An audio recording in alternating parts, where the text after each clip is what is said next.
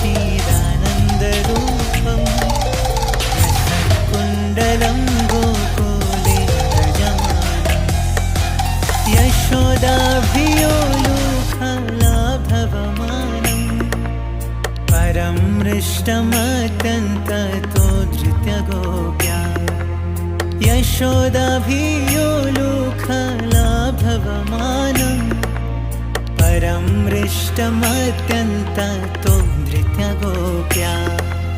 रुदन्तं मुहुर्नेत्रयुग्मं मृजन्तं कराम्भोजयुग्मेण शाटकनेत्रम्